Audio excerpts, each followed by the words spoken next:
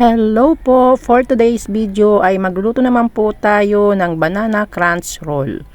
Kaya kung gusto nyo pong malaman kung paano ko po ito ginawa, tara samahan nyo po ako at gagawa na po tayo. Meron po tayo ditong overripe na saging na saba. Ito po ay nilaga ko na. At heto na po, binalatan ko na at dudurugin na po natin gamit po itong tinidor. Pagkatapos po nating madurog, ito po ay maglalagay na po tayo ng 1 and 1 tablespoon na butter.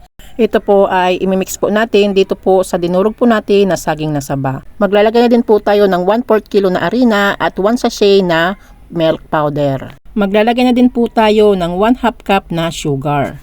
Maglalagay din po tayo ng isang pirasong itlog.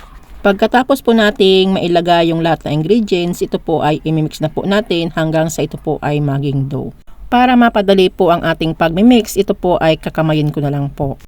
Para hindi po dumikit yung ating mixture sa ating kamay, magpahid po tayo ng mantika or ng butter sa ating gloves or sa ating kamay. I-mix po natin ito ng mabuti hanggang sa ito po ay maging dough. Kapag ganito na po, okay na po ito at gagawa na po tayo ng banana crunch roll.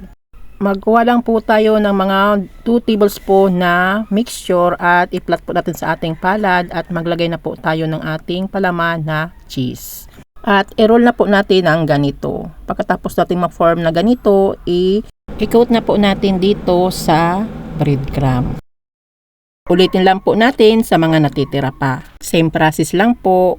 Habang gumagawa po tayo nito, sa mga hindi pa po nakapag-subscribe sa aking channel, pa-subscribe naman po, pa-like na din po at pa-click na din po ng notification bell para parati po kayo updated sa mga bagong video ko pong i-upload. Salamat po.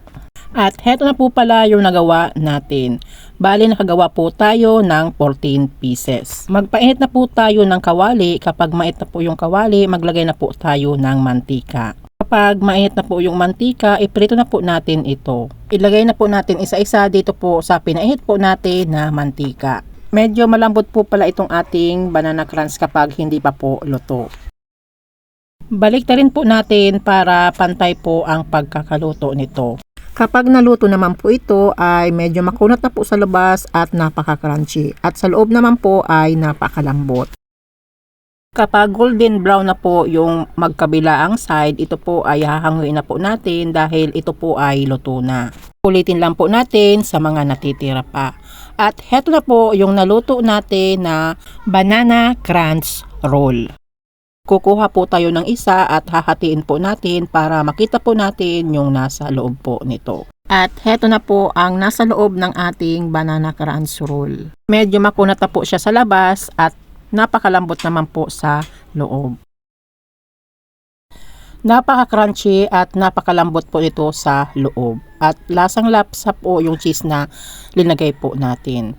Kaya kung gusto rin nyo pong gumawa or gusto rin po ninyong pagkakitaan, gawa na rin po kayo. Pero kailangan lang po natin itong mag-costing dahil para hindi naman po tayo malugi. At gumamit po kayo ng sukatan. Ako po kasi hindi na gumamit kasi kami lang naman po ang kakain nito.